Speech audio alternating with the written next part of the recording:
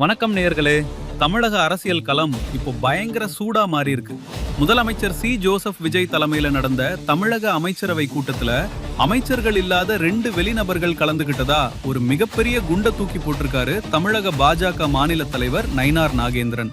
இது மட்டும் இல்லாம சட்ட அமைச்சர் நிர்மல்குமார் மீதும் அடுக்கடுக்கான ஊழல் புகார்களை ஆளுநரிடம் கொடுத்திருக்காங்க பாஜகவினர். விஜய் அரசுக்கும் பாஜகவுக்கும் இடையே திடீர்னு ஏன் இவ்வளவு பெரிய சண்டை?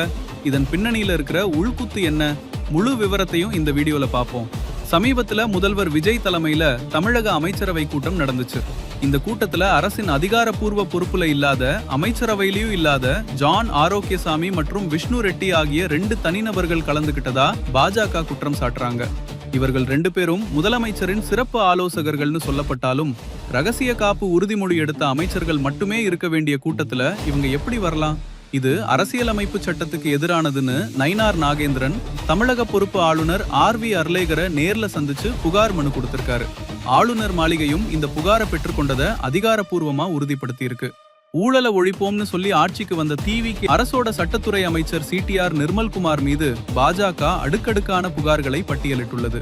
முதலாவது, மாமூல் அராஜகம் கொடிகட்டி பறப்பதாகவும் சொல்றாங்க. இரண்டாவது, மிக முக்கிய பொறுப்பான அரசு வழக்கறிஞர்கள் கவர்மெண்ட் அட்வொகேட்ஸ் நியமனத்துல பெரிய அளவுல ஊழல் நடந்திருக்குன்னு பாஜக கருதுது. மூன்றாவது, தகுதி இல்லாத தங்களுக்கு வேண்டிய நெருக்கமான நபர்களுக்கு அரசு பதவிகளை வாரி வழங்குறாங்க, நெப்போட்டிசம் அப்படின்னும் உதவி பேராசிரியர் தேர்வுகள்ல பெரிய முறைகேடு நடந்திருப்பதாகவும் குற்றம் சாட்டுறாங்க. ஆனா இந்த புகார்களை சட்ட அமைச்சர் நிர்மல்குமார் முற்றிலும் மறுத்திருக்காரு. நாங்க கலெக்ஷன் அரசியலுக்கு முற்றுப்புள்ளி வச்சதாலதான் அரசியல் பழிவாங்கும் நோக்கத்தோட என் மீது இப்படி பழி போடுறாங்கன்னு அவர் விளக்கம் கொடுத்திருக்காரு.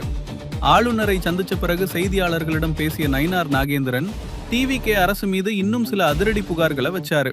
டிவிகே ஆட்சி பொறுப்பேற்ற இந்த குறுகிய காலத்துக்குள்ள சுமார் 54 நாட்கள்ல தமிழகத்துல 151 பாலியல் வன்கொடுமைகளும், 85 படுகொலைகளும், 80க்கும் மேற்பட்ட போதைப் பொருள் கடத்தல் சம்பவங்களும் நடந்ததா புள்ளி விவரங்களை அடுக்கினாரு.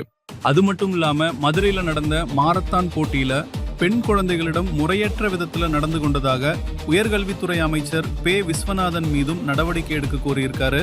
அத்தோடு பிற கட்சி எம்எல்ஏக்களை குதிரை பேரம் பேசி டிவிகே அரசு இழுக்க பார்க்குதுன்னு சொல்லியிருக்காரு. சரி, டிவிகே அரசுக்கு எதிராக பாஜக ஏன் இவ்வளவு ஆக்ரோஷமா இறங்கியிருக்கு? இதுக்கு பின்னாடி சில அரசியல் உத்திகள் இருக்கு. ஒன்று, பி டீம் பிம்பத்தை உடைப்பது. டிவிகேவும் பாஜகவும் ரகசிய கூட்டணியில இருக்குன்னு திமுக உள்ளிட்ட கட்சிகள் சொன்ன குற்றச்சாட்டை உடைக்கத்தான் இந்த நேரடி மோதல். இரண்டாவது, முதன்மை எதிர்க்கட்சி இடம். அதிமுகவை விட நாங்க தான் டிவிகே அரசை வீரியமா எதிர்க்கிறோன்னு காட்டி தமிழகத்தின் முதன்மை எதிர்க்கட்சி இடத்தை பிடிக்க பாஜக முயலுது.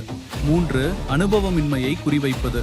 ஆட்சிக்கு வந்து 2 மாதங்கள் கூட ஆகாத நிலையில நிர்வாக குறைபாடுகளையும் ஊழல்களையும் அம்பலப்படுத்தி டிவிகேவுக்கு ஆட்சி நடத்த தெரியல அப்படின்ற பிம்பத்தை மக்கள் மத்தியில உருவாக்க பார்க்கிறாங்க.